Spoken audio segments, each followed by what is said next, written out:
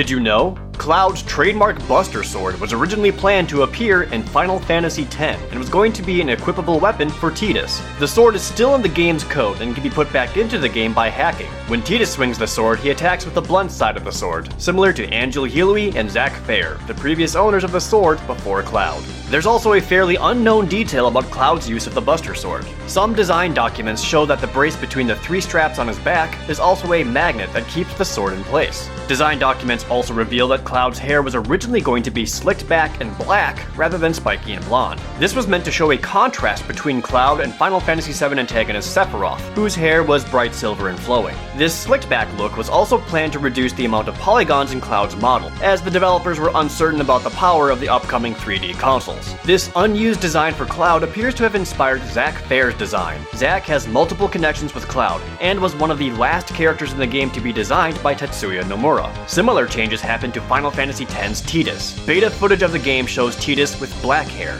Tidus' hair was changed to blonde, and it's thought this was to give him a stronger connection with the sun. Tidus and Yuna were named after the sun and moon respectively, so this would help emphasize the theme even more. Tidus was also planned to be undead at one point in development. This was changed due to a similar concept being used in the 1999 movie The Sixth Sense, where the lead character was revealed to be a ghost.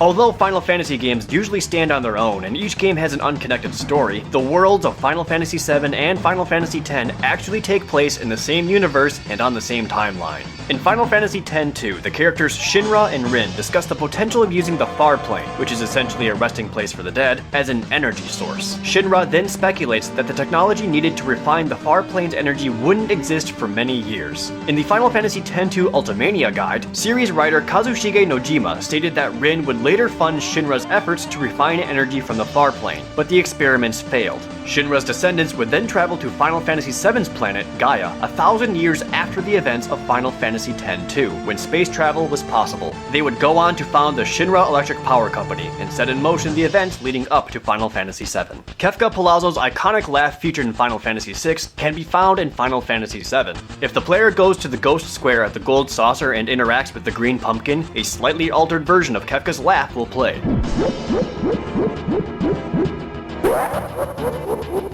This modified Kefka laugh can also be heard after Tifa and Cloud fall into the live stream at Mideel. Kefka's laugh also makes an appearance in one of Square's other games, Chrono Trigger. The laugh will play when the player talks to Nolstein Beckler at the Millennial Fair, and can also be heard from Magus' henchman, Ozzy. Early on in Final Fantasy VII's story, there's a soapland called Honeybee Inn. The final version of the game displays some fairly suggestive sexual content in the Honeybee Inn, but the original version was even more explicit. There are unused parts of the inn that can only be found in the original Japanese version's game data. This unused content includes Aeris accusing Cloud of going into the inn for pleasure rather than helping Tifa, and finding out that Palmer, the head of Shinra's space exploration department, frequently visits the inn. There's a lobby not seen in the final game where a menu is displayed on a screen showing courses with girls of either 30 or 150 minutes in length. The lobby also has a sign on display that forbids entry to other brothel owners, talent scouts, and children. On the second floor of the inn, Cloud can peek into customer rooms through the keyholes. He'll say, "Wow." Then a message will display saying, "We apologize, but the following contains material unsuitable for the general public."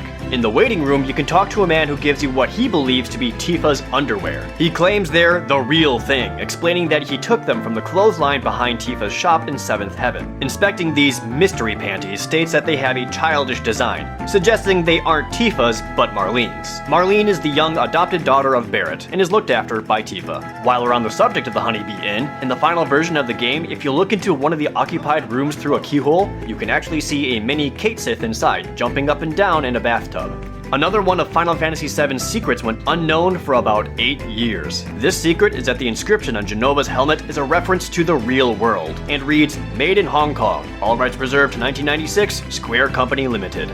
The secret went unknown because the low resolution the game was displayed in made the inscription difficult to read. It wasn't until a higher resolution image was shown in a Final Fantasy Advent Children featurette that the text was clear and readable. That's all for today, but don't forget to subscribe to us on YouTube and follow us on Facebook and Twitter. Make sure you also check out DidYouKnowGaming.com, where we post gaming trivia every single day. If you like this video, check out some of our other videos. And if you're in the mood for some more Final Fantasy, you can check out this ProJared guy talk about Final Fantasy Mystic Quest. You remember that game? Right down there. Just gotta click it.